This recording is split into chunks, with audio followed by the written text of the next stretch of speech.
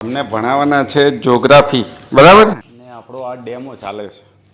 Syllabus જોયેલો છે બધાએ? Syllabus બરાબર. તો જો પાસ થવું હોય તો પહેલી વસ્તુ કે સિલેબસ ખબર હોવી જોઈએ. પહેલી તો કંઈ નહીં, બરાબર. સિલેબસની સાથે એ પણ ખબર હોવી જોઈએ એક્ઝામ પેટર્ન, બરાબર.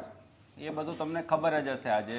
પણ જ્યોગ્રાફીમાં આપણે શું તૈયાર કરવાનું છે અને શું વાંચવાનું છે એની પહેલાં વાત કરી દઈએ, બરાબર. તો જો 6 થી લઈને 12 સુધીની એનસીઆરટી વાંચજો. શું વાંચવાનું છે, બરાબર ને? સારામાં સારી આ બુક છે. આપણું બેઝિક ક્લિયર થઈ જશે. શું થશે? Basics clear. ઓકે, એનસીઆરટી ના વાંચવી હોય અત્યારે તો કંઈ નહીં, આપણી સ્કૂલની ચોપડીઓ વાંચજો, ગુજરાત બોર્ડની. ક્લિયર. ઓકે, પણ એનસીઆરટી વાંચવાની તો છે જ. શું કહું છું, બરાબર? એનસીઆરટી ના વાંચવી હોય તો લ્યુસન્ટ જનરલ નોલેજ કઈ વાંચવાની? ક્લિયર. પણ લ્યુસન્ટ કરતાં બેસ્ટ તો કઈ છે? એનસીઆરટી. કેમ કે એમાં તમને સમજાવેલું હોય, બરાબર. એનસીઆરટીનું શોર્ટ ફોર્મ શેમાં છે? બધું શોર્ટમાં બધું જ લ્યુસન્ટની અંદર. ક્લિયર. હા, પણ હું એવું સજેસ્ટ કરું કે વાંચજો એનસીઆરટી, મજા આવશે. સરસ મજાની બુક છે. ક્લિયર. એનસીઆરટી પતી જાય પછી શું? તો કેટલાક ગુજરાતી મીડિયમવાળા છે, પહેલાં મને કહી દો. બધા જ છો ગુજરાતીવાળા જ છો ને? તો જો આપણી ગ્રંથ નિર્માણ બોર્ડ કઈ છે, બરાબર ને? તો જો ગુજરાતીમાં સરસ મજાની બુકો છે. શેમાં છે? ગ્રંથ નિર્માણ બોર્ડ. ક્લિયર.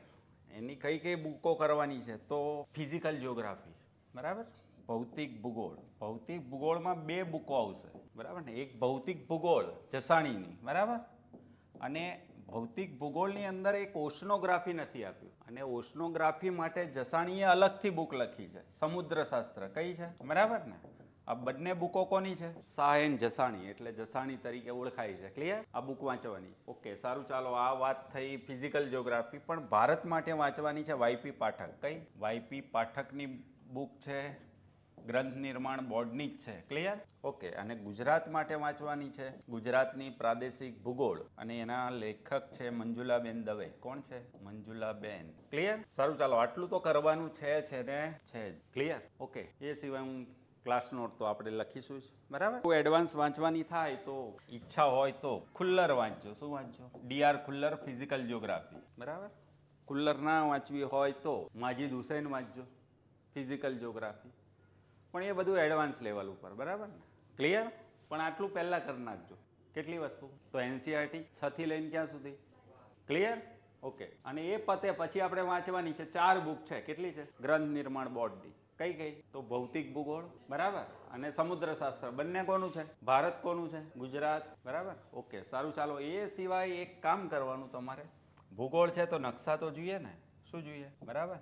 અને નકશા માટે શું કરશું? તો એક એટલાસ લઈ લેવાનું. શું કરવાનું? ઓક્સફોર્ડનો લઈ લો અથવા તો ઓરિયન્ટ લોંગમેનનો લો. ક્લિયર. પણ ઓક્સફોર્ડ ઇઝીલી અવેલેબલ છે, બરાબર. હા, તો એક એટલાસ. કયો? જ્યારે પણ ભૂગોળ વાંચો એટલાસ લઈને બેસવાનું, બરાબર. કોઈ પણ પ્લેસનું નામ આવે, બરાબર, કોઈ પણ નદી આવે, પર્વતમાળા આવે, તો મેપમાં શું કરવાનું? જોઈ લેવાનું, બરાબર. આ રીતે વાંચશો તો ભૂગોળ ભણવામાં મજા આવશે.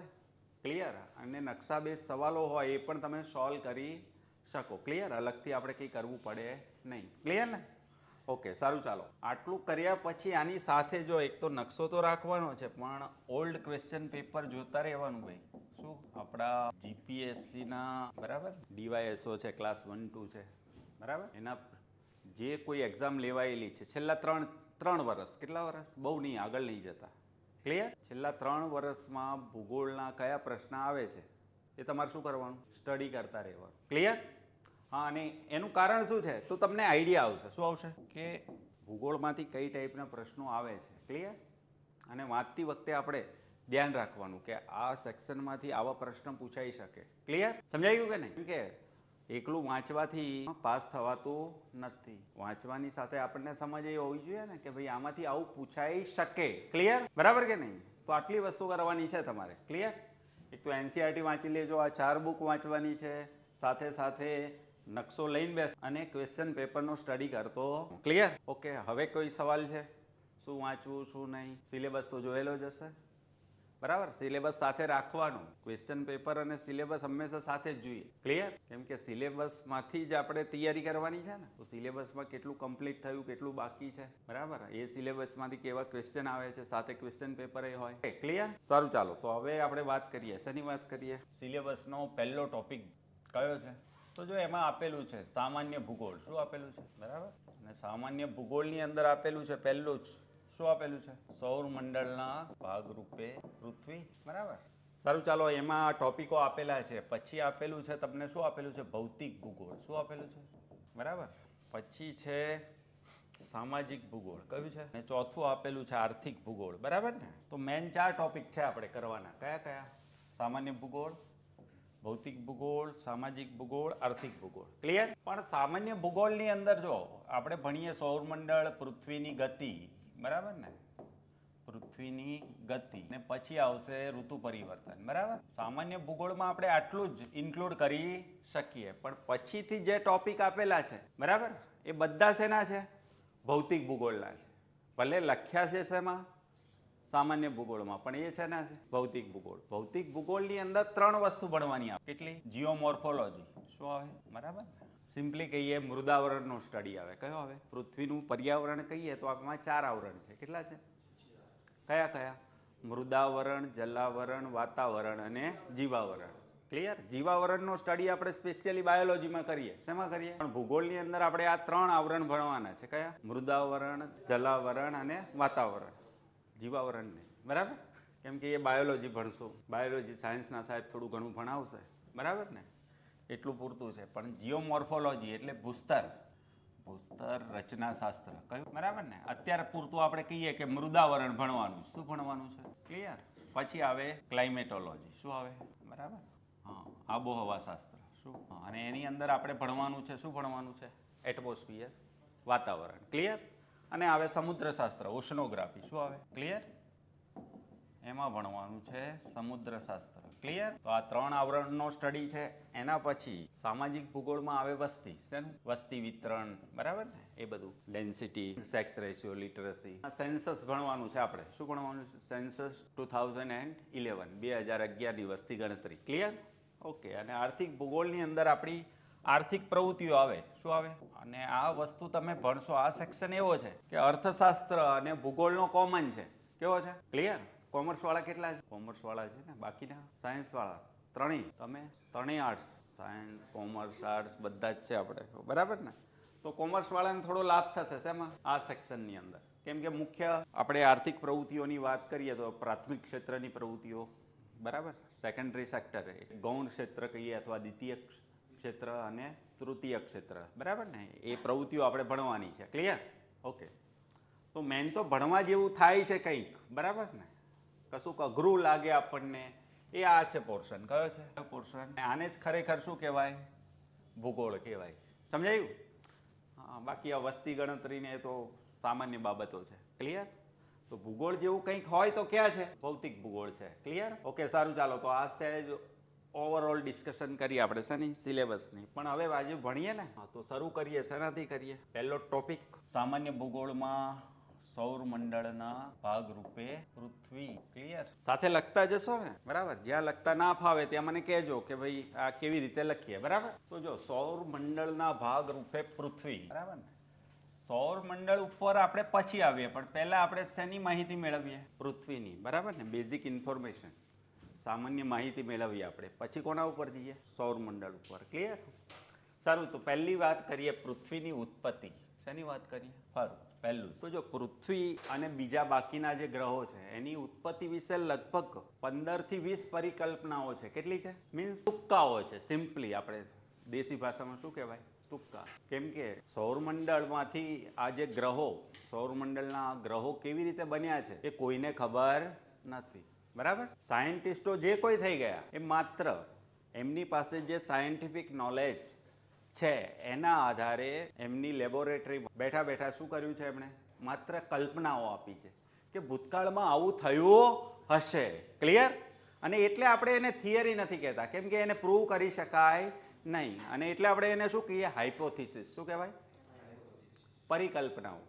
શું કહેવાય? પરિકલ્પનાઓ. આવી 15 થી 20 પરિકલ્પનાઓ છે કે આ સૌરમંડળ કેવી રીતે બન્યું હશે, એમાંથી આ ગ્રહો કેવી રીતે બન્યા હશે. ક્લિયર? એમાં આજે પહેલા દિવસે આપણે પડવું નથી, કેમ કે કંઈક સાચું ભણીએ. શું ભણીએ? પહેલા દિવસે સાચું ભણાય ને કે કલ્પનાઓ જ ભણાય. બરાબર.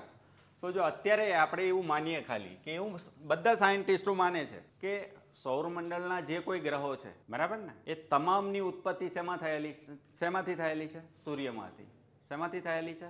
સૂર્યમાંથી. તો એવું માનવામાં આવે છે કે સૌરમંડળના જે 8 ગ્રહો છે, કેટલા છે? 8 ગ્રહો છે ને, આ બધાની ઉત્પત્તિ શેમાંથી થઈ છે? સૂર્યમાંથી. અને ક્યારે થયેલી છે? તો ટાઈમ પીરિયડ ફિક્સ છે, બધા એગ્રી છે કે આજથી લગભગ કેટલા વર્ષ પહેલા?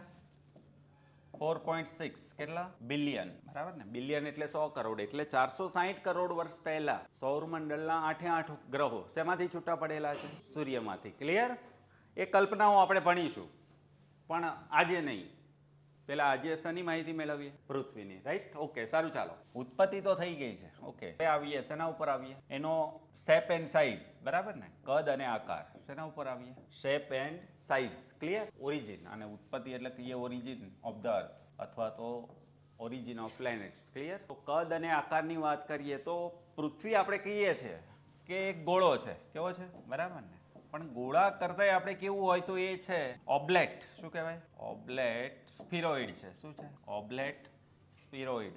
બરાબર ને? ઓબ્લેટ એટલે સપાટ, બરાબર, અથવા ચપટો. ને સ્ફિરોઇડ એટલે ગોળો હોય તો કેવો હોય? એની લંબાઈ અને પહોળાઈ કેવા હોય? સરખા હોય. બરાબર? હા. પણ સ્ફિરોઇડ હોય તો શું હોય? બરાબર ને? તો લંબાઈ અને પહોળાઈ અલગ અલગ હોય. કેવા હોય? અલગ. ક્લિયર? તો પૃથ્વીની લંબાઈ અને પહોળાઈ સરખા નથી, અને એટલે આપણે એને શું કહીએ? સ્ફિયર ના કહેવાય. સ્ફિયર એટલે ગોળો. શું કહીએ? સ્ફિયર એટલે શું કહેવાય? ગોળો. ગોળો ના કહેવાય એને. બરાબર? પણ શું કહેવાય? આ શેપ કયો કહેવાય? સ્ફિરોઇડ. શું કહેવાય? સ્ફિરોઇડ. બરાબર? અને એટલે આપણે કહીએ અંડાકાર. કેવો કહેવાય? બરાબર ને? Oval shape. કેવો? બરાબર ને? તો સપાટ અંડાકાર છે. શું છે આ? હવે કઈ રીતે છે આ તો જોઈએ. તો આ પૃથ્વી લઈએ. બરાબર? પૃથ્વીનું સૌથી ઉત્તરનું બિંદુ આપણે શું કહીએ છીએ? ઉત્તર ધ્રુવ. શું કહેવાય? બરાબર ને? હા. તો જો આ ઉત્તર ધ્રુવ છે એટલે નોર્થ પોલ. ક્લિયર? પૃથ્વીનું સૌથી દક્ષિણનું બિંદુ શું કહેવાય? દક્ષિણ ધ્રુવ. શું કહીએ? ઉત્તર ધ્રુવમાંથી આપણે એક લાઈન ડ્રો કરવી અને ક્યાં પહોંચવું છે? દક્ષિણ ધ્રુવ. પણ આ લાઈન ક્યાંથી પાસ કરવાની છે? પૃથ્વીના કેન્દ્રમાંથી. ક્યાંથી?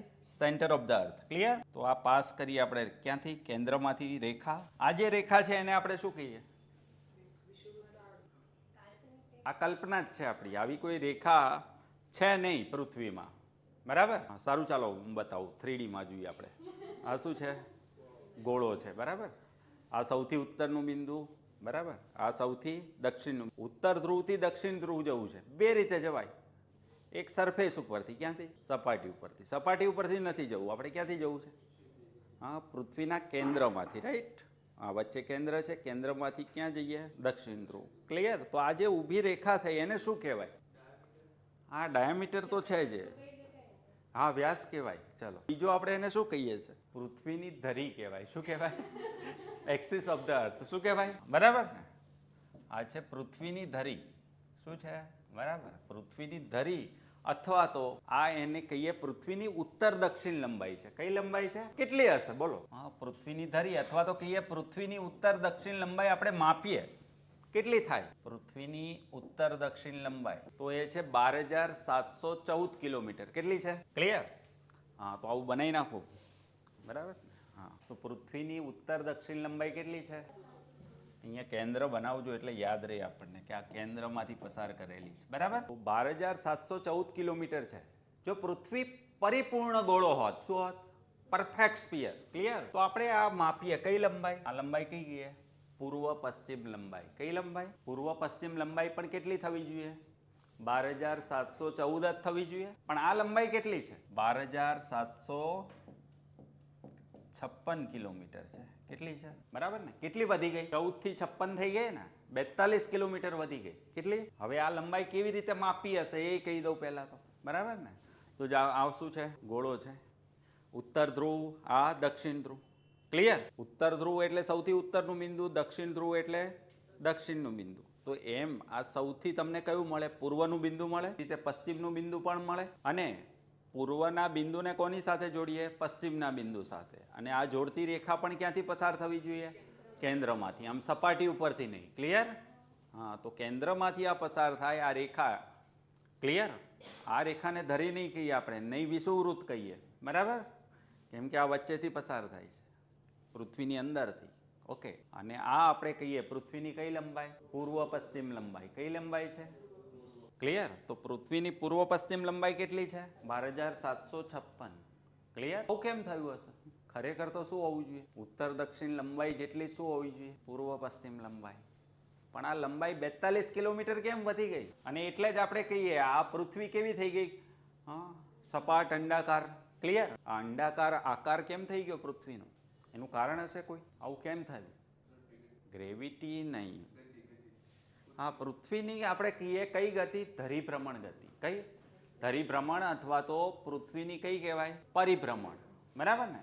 તો પૃથ્વીની પૂર્વ પશ્ચિમ લંબાઈ વધારે છે એનું કારણ શું છે? પૃથ્વીની ધરીભ્રમણ ગતિ. કઈ ગતિ? પૃથ્વીની કઈ ગતિ? ધરીભ્રમણ. ધરીભ્રમણને જ કહેવાય શું કહેવાય? પરિભ્રમણ. શું કહેવાય? પરિભ્રમણ ગતિના કારણે શું થયું છે? ના કારણે પૃથ્વીની ઉત્તર દક્ષિણ લંબાઈ કરતા પૂર્વ પશ્ચિમ લંબાઈ વધારે છે. ક્લિયર? તો ધરીભ્રમણ ગતિએ એવું તો શું કર્યું? બરાબર ને? હા, તો ધરીભ્રમણ ગતિની વાત કરી લઈએ આપણે. બરાબર? અત્યારે સમજી લઈએ સહેજ. તો આ ઉત્તર ધ્રુવ, દક્ષિણ ધ્રુવ અને ઉત્તર ધ્રુવ ને દક્ષિણ ધ્રુવ સાથે જોડતી રેખા એટલે શું થઈ ગઈ? આ પૃથ્વીની ધરી. પણ એ રેખા ક્યાંથી પસાર થાય તો જ ધરી કહેવાય? કેન્દ્રમાંથી. ક્લિયર? તો આ ધરી ઉપર પૃથ્વી ફરે છે પશ્ચિમથી પૂર્વ તરફ. કઈ તરફ? આ ભાગ ક્યાં આવશે? આમ, એન્ટી ક્લોકવાઇઝ. બરાબર? ડિટેલમાં પછી વાત કરીએ. તો પશ્ચિમથી પૂર્વ તરફ પૃથ્વી ફરે છે. બરાબર? આ રીતે ભમરડો ફરતો હોય. બરાબર? તો આપણે વાત કરીએ, આ ભમરડો લઈએ. બરાબર? આ ભમરડો છે ને આ ભમરડાને શું કહીએ? ખિલ્લી અથવા આર. બરાબર ને? એના ઉપર ભમરડો શું કરશે? ફરશે. બરાબર ને? તો સેમ એ રીતે હા, ભમરડાની આ ખિલ્લી જે કામ કરે છે એ જ કામ કોણ કરે છે? આ ધરી. બરાબર ને? આ ધરી ઉપર માની લઈએ કે આ સપાટી છે. શું છે? સપાટી. બરાબર ને? તો આ બિંદુ ઉપર, કયા બિંદુ ઉપર? આ બિંદુ ઉપર પૃથ્વી શું કરે છે? ધરીભ્રમણ કરે છે. ભમરડો ફરે એમ ફરે રાખે છે. ક્લિયર? આ ગતિને કહીએ આપણે ધરીભ્રમણ ગતિ. આ ધરીભ્રમણ ગતિના કારણે એક બળ ઉત્પન્ન થાય, કેન્દ્ર ત્યાગી બળ. કયું બળ? બરાબર ને? આ ગતિના કારણે શું થશે? કેન્દ્ર ત્યાગી બળ ઉત્પન્ન થશે. કયું? કેન્દ્ર ત્યાગી બળ. ઇંગ્લિશમાં કહીએ સેન્ટ્રીફ્યુગલ ફોર્સ. કયો? કેન્દ્ર ત્યાગી મીન્સ કેન્દ્રથી દૂર જવું. ક્યાંથી? કેન્દ્રથી દૂર જવું. બરાબર? નાના હશો ત્યારે છઠ્ઠા સાતમામાં કદાચ તમને આ પ્રયોગ આવ્યો હશે કે આપણે એક દોરી લઈએ, દોરીના છેડે શું બાંધીએ? પથ્થર. અને પછી એને આપણે ઘુમાવીએ. શું કરીએ? ગોળ ગોળ. પછી છોડી દો એને. દોરી છોડી દો તો પથ્થર કઈ બાજુ જાય? તમારી નજીક આવે કે દૂર? કેમ દૂર ગયો? દૂર કેમ ગયો? તો જ્યારે આપણે એને ઘુમાવી, બરાબર ને, તો પથ્થરમાં કયું બળ આવ્યું? કેન્દ્ર ત્યાગી બળ. બરાબર ને? કેન્દ્ર ત્યાગી બળ આવ્યું છે, પણ જ્યાં સુધી ઘુમાવીએ છે ત્યાં સુધી એ પથ્થર આપણીથી દૂર જતો નથી. કેમ નથી દૂર જતો? તો દોરી એને ખેંચી રાખે છે. શું કરે છે? હા, દોરી એને શું કરે છે? ખેંચી રાખે છે. તો દોરી પથ્થર ઉપર કયું બળ લગાવે? કેન્દ્રગામી બળ. કયું બળ?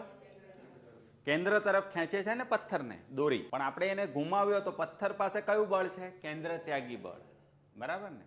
જ્યાં સુધી દોરી આપણા હાથમાં છે ત્યાં સુધી પથ્થર ઘૂમે રાખશે. બરાબર ને? પણ જેવી આપણે દોરી છોડી દઈએ એટલે કેન્દ્રગામી બળ શું થયું? હા, શૂન્ય થઈ ગયું. બરાબર? તો હવે પથ્થર ઉપર એક જ બળ લાગે છે. કયું? કેન્દ્ર ત્યાગી. એટલે કેન્દ્રથી, એટલે કે આપણે કેન્દ્ર ઉપર છીએ, કેન્દ્રથી ક્યાં જશે? દૂર. તો કોઈ પણ ધરીભ્રમણ કરતો પદાર્થ હોય તો એમાં ઓટોમેટિકલી કયું બળ આવી જાય? કેન્દ્ર ત્યાગી બળ.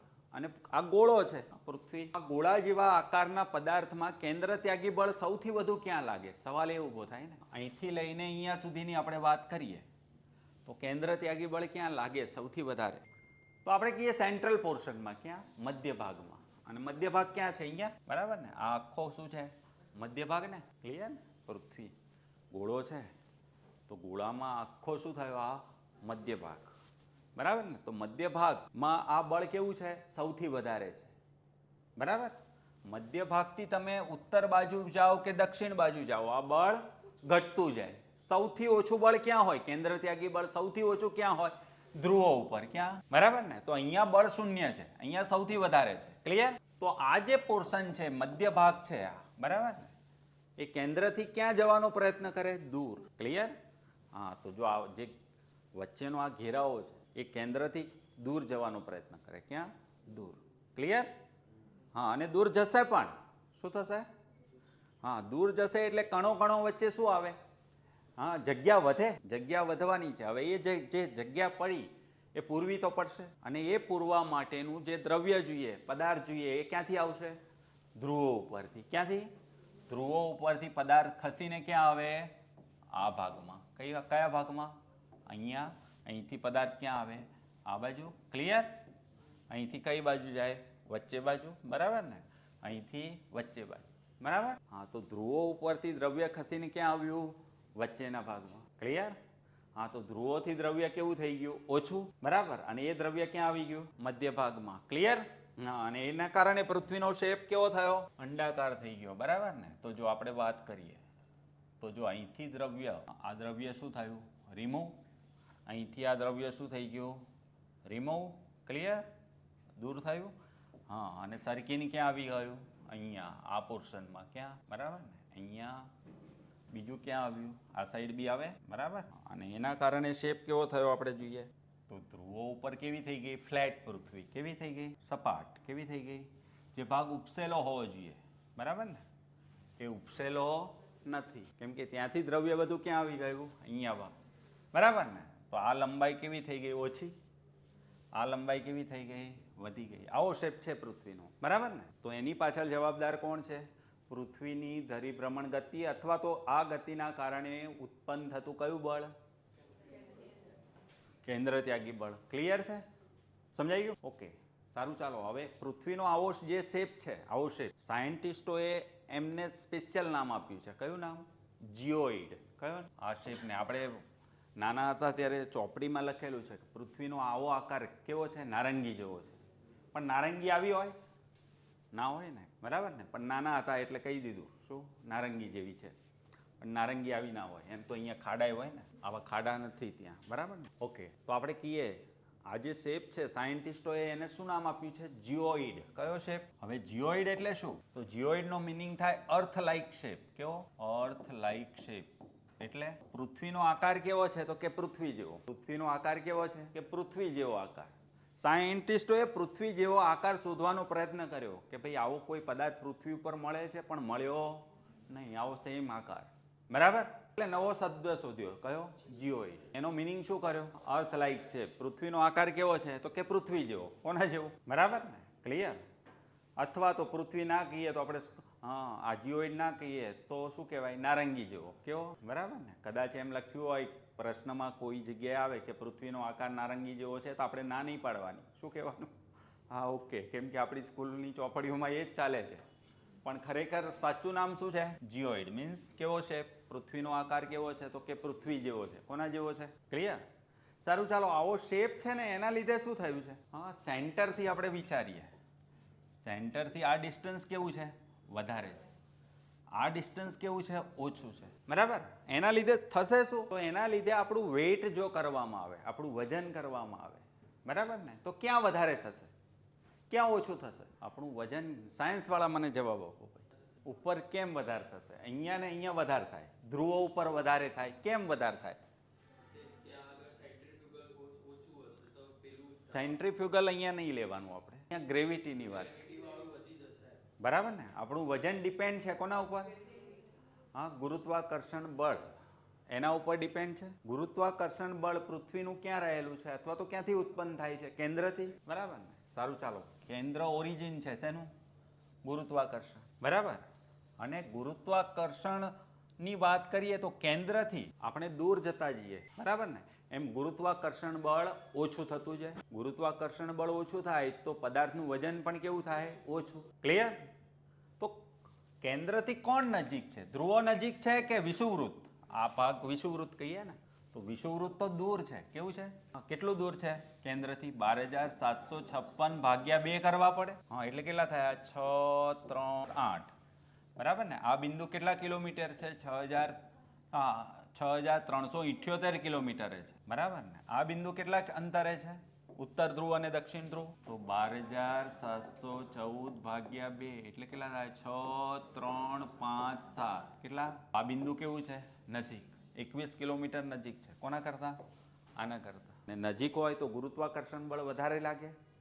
પૃથ્વીનું ગુરુત્વાકર્ષણ બળ ધ્રુવો ઉપર વધારે લાગે. કોના કરતા?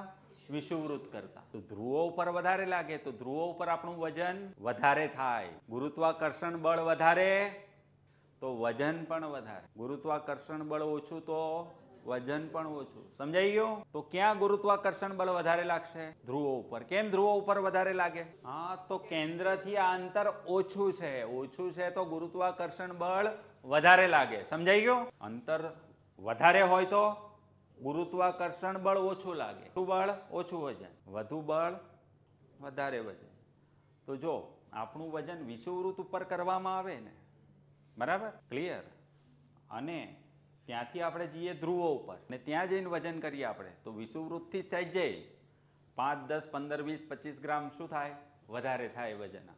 ક્લિયર? આપણું સમજાયું કે નહીં? ઓકે, સારું. ચાલો, આ વાત કરી આપણે. શેની વાત કરી? શેપ અને સાઇઝની વાત. ક્લિયર?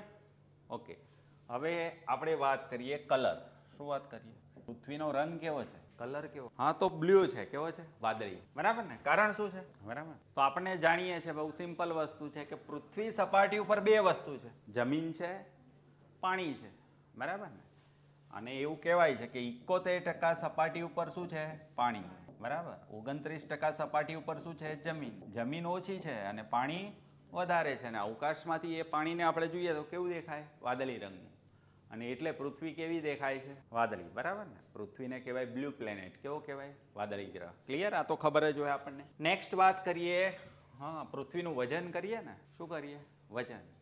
એટલે હા, આપણે એનું એકચ્યુઅલ વજન નથી જો યાદ રાખવું, પણ ડેન્સિટી. શેની વાત કરીએ? ડેન્સિટી એટલે શું કહેવાય? ઘનતા. ઘનતા કેવી રીતે મપાય? કોઈ પણ પદાર્થની ઘનતા કેવી રીતે મપાય? તો 1 ઘન સેન્ટીમીટર. શું લઈએ? 1 ઘન સેન્ટીમીટર દ્રવ્ય લઈએ. શું લઈએ? 1 ઘન સેન્ટીમીટર પૃથ્વીનું દ્રવ્ય લઈએ. એટલે એની લંબાઈ કેટલી લેવાની? 1 સેન્ટીમીટર. બરાબર. પહોળાઈ કેટલી લેવાની? 1 સેન્ટીમીટર. ક્લિયર? અને ઊંચાઈ કેટલી લેવાની? 1 centimetre. Clear? 1 centimetre by 1 centimetre by 1 સેન્ટીમીટરનું દ્રવ્ય આપણે લઈએ પૃથ્વીનું અને એનું વજન કરીએ તો કેટલું થાય? તો એવું કહેવાય છે 5.52 કેટલું? ગ્રામ. કેટલું? પર કેટલું દ્રવ્ય લીધું? 1 ઘન સેન્ટીમીટર. શું લેવાય? એટલે સેમી ઘન અથવા તો કહેવાય ઘન સેન્ટીમીટર. શું કહેવાય? બરાબર. હા, તમે સાપસીડી રમ્યા હશો. રમ્યા ને? એમાં જ પાસો આવે, ખબર ને? 1 થી 6 નંબર લખેલો. હા, તો પાસાની સાઈઝ કેટલી લેવાની? 1 સેન્ટીમીટર. કેટલી લેવાની? ક્લિયર? 1 સેન્ટીમીટર લંબાઈ, 1 સેન્ટીમીટર પહોળાઈ અને ઊંચાઈ પણ કેટલી? 1 સેન્ટીમીટર. એટલું દ્રવ્ય પૃથ્વીમાંથી કાઢવામાં આવે. બરાબર ને? તો કેટલા ગ્રામ થશે એ વજન? 5.52 અથવા તો કહેવાય 5.5 ગ્રામ. કેટલું? 5.5. આ સરેરાશ ઘનતા છે. કેવી છે? સરેરાશ ઘનતા છે. ક્લિયર? હા, કેમ કે એવું કહેવાય છે કે પૃથ્વી સપાટી ઉપરથી દ્રવ્ય લો ને તો ઘનતા 2.7 થાય. કેટલી થાય? કેન્દ્રમાંથી દ્રવ્ય લો ને તો ઘનતા કેટલી થાય? 13.5 થાય. કેટલી થાય? 13.5 ગ્રામ. અને અહીંયા કેટલું છે? હા, બરાબર ને? એટલે દરેક જગ્યાએ એક સરખું દ્રવ્ય નથી. બરાબર ને? અલગ અલગ પ્રકારનું છે. ઉપર કેવું દ્રવ્ય છે? હળવું. કેવું છે? સપાટી ઉપર કેવું દ્રવ્ય છે? હળવું. સપાટીથી કેન્દ્ર બાજુ જાઓ તો દ્રવ્ય કેવું છે? વજનવાળું છે. કેવું છે? સમજાયું? બરાબર ને? તો આપણે તો નથી સપાટીની વાત કરવી, આપણે નથી કેન્દ્રની વાત કરવી. આપણે શું વાત કરીએ? ઓવરઓલ, સરેરાશ. કેવી? એવરેજ. તમને પ્રશ્ન આવે કે પૃથ્વીની સરેરાશ ઘનતા કેટલી છે તો કેટલી કહેવાની? હા, 5.5 ગ્રામ પર સેન્ટીમીટર ક્યુબ. ક્લિયર? સેન્ટીમીટર ઘન. ક્લિયર? સારું, ચાલો. ઓકે, તો આ બેઝિક વાત કરીએ આપણે. શેની વાત કરીએ? પૃથ્વીની. ઓકે, હવે વાત કરીએ પૃથ્વીની ગતિ. શું કરીએ? બરાબર ને? તો જો આપણે નાના છીએ ત્યારથી ભણતા આવ્યા છીએ. બરાબર ને? પૃથ્વીની 2 ગતિ છે. કેટલી છે? એક તો કઈ છે? પરિભ્રમણ કહીએ. શું કહીએ? પરિભ્રમણ બોલું કે ધરીભ્રમણ બોલું? તમને કયું મજા આવશે? પરિભ્રમણ. બરાબર? પરિભ્રમણ ગતિ. કઈ કહીએ? Motion of the earth. બરાબર ને? તો એમાં પરિભ્રમણ એટલે શું કહેવાય? રોટેશન. શું કહેવાય? બીજી કઈ છે? પરિક્રમણ એટલે કહેવાય રિવોલ્યુશન. શું કહેવાય? પણ ખરેખર આ 2 જ ગતિ હશે? પૃથ્વીને 2 જ ગતિ છે? તો પૃથ્વીને 4 ગતિ છે. કેટલી છે? 2 નહીં, 4. કેટલી છે? કેમ 4? તો જો પહેલી તો વાત કરીએ, પૃથ્વી પોતાની ધરી પર ભમરડો ફરે છે એમ ફરે છે. એક એ તો થઈ. તે પૃથ્વી માટે ભગવાન કોણ છે? સૂર્ય. સૂર્યની એ શું કરે? પરિક્રમા. તો બીજી ગતિ થઈ, ભમરડાની જેમ ફરતી ફરતી શું કરે? સૂર્યની પરિક્રમા કરે. બરાબર? હવે સૂર્યની વાત કરીએ. સૂર્ય સ્થિર છે? સૂર્ય સ્થિર તો નથી ને. સૂર્ય શું કરે છે? સૂર્ય પોતાની ધરી ઉપર તો ફરે જ છે, પણ સાથે સાથે એ પરિક્રમા કરે છે કોઈની. કોની પરિક્રમા કરે છે? હા, તો આપણે કહીએ મિલ્કી વે. મિલ્કી વેનું ગુજરાતી થોડું વિચિત્ર છે, બરાબર ને? કેમ કે આકાશગંગા પણ ક્યાંક હોય છે ને ક્યાંક મંદાકિની કહે, બરાબર ને? પણ આપણે કહીએ આકાશગંગા, બરાબર ને? આકાશગંગાના અબજો તારામાંનો એક તારો કોણ છે? સૂર્ય. અને આ સૂર્ય કોની પરિક્રમા કરે છે? તો આકાશગંગાના કેન્દ્રની. આમ ફરશે સૂર્ય. હા, સૂર્ય ફરે સાથે કોણ ફરવાનું? પૃથ્વી. કોની પરિક્રમા કરવાની? સૂર્યની તો કરે છે, સાથે સાથે કોની કરી? આકાશગંગાના કેન્દ્રની કરી કે નહીં? આકાશગંગા પાછી શું કરે? બરાબર. આકાશગંગા પાછી બ્રહ્માંડના કેન્દ્રની શું કરે? પરિક્રમા. તો આકાશગંગાની સાથે પૃથ્વી જ જવાની ને કેટલી ગતિ થઈ? 4 તો થઈ ગઈ ને. પણ આપણે સ્ટડી કેટલી કરવાની છે? 2 કરવાની છે, બરાબર ને? હા, એટલે આમ તો ખરેખર કેટલી ગતિ છે? 4 છે. પણ ભૂગોળ પૂરતું આપણે માત્ર કેટલી ગતિની જરૂર છે? 2 જ. તો એમાં પહેલી વાત કરીએ, કઈ ગતિ? પરિભ્રમણ ગતિ, બરાબર ને? તો પરિભ્રમણની સહેજ આપણે વાત કરી છે ને? હા, તો આ ભમરડો શું છે? બરાબર ને? આ ભમરડો છે, ભમરડો જે રીતે ફરતો હોય, બરાબર ને? આ આર ઉપર અથવા તો ખીલ્લી ઉપર, બરાબર ને? તો સેમ એ રીતે પૃથ્વી પણ શું કરે છે? ભમરડાની જેમ જ ગતિ કરે છે, પોતાની ધરી ઉપર ફરે છે. હા, અને ધરીની તો આપણે વાત કરી દીધી છે કે આ પૃથ્વી છે.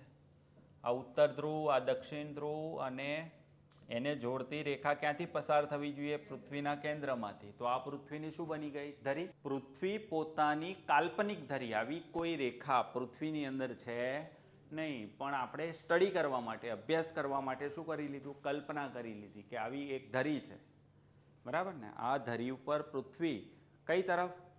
પશ્ચિમથી પૂર્વ તરફ. કઈ તરફ?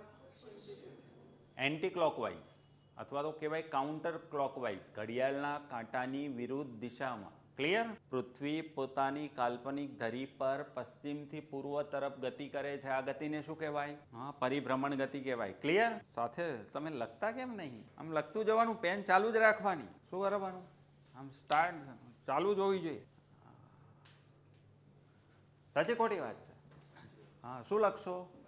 પૃથ્વી પોતાની કાલ્પનિક ધરી પર પશ્ચિમથી પૂર્વ તરફ ગતિ કરે છે, બરાબર ને? પશ્ચિમથી પૂર્વ એટલે શું કહેવાય? કૌંસમાં લખી નાખો, ઘડિયાળના કાંટાની વિરુદ્ધ દિશામાં, એન્ટી ક્લોકવાઇઝ, અથવા તો કહેવાય કાઉન્ટર ક્લોકવાઇઝ, બરાબર? એ પોતાની કાલ્પનિક ધરી પર પશ્ચિમથી પૂર્વ તરફ ગતિ કરે છે. આ ગતિને શું કહેવાય? શું કહેવાય? પરિભ્રમણ ગતિ કહે છે. ક્લિયર? ઓકે, સારું, ચાલો. તો જો 3Dમાં સમજાવી દઉં. આ પૃથ્વીનો શું છે? ગોળો, બરાબર? ઉત્તર ધ્રુવ, દક્ષિણ ધ્રુવ, અને આ થઈ ગઈ ધરી, બરાબર?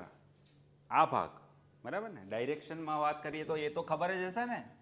આ શું કહેવાય? ઉત્તર. આ દક્ષિણ. આ શું કહેવાય? પૂર્વ પશ્ચિમ. ક્લિયર ને? તો જો આ ગોળો છે, બરાબર ને?